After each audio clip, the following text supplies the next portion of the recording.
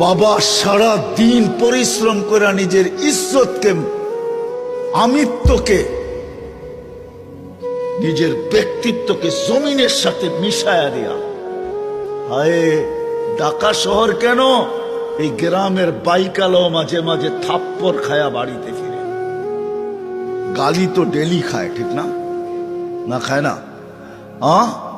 কি যুবক, তোমরা গালি দাও না? সুযোগ পাইলে তো থাপ্পড়ও বসায় দাও, ঠিক না?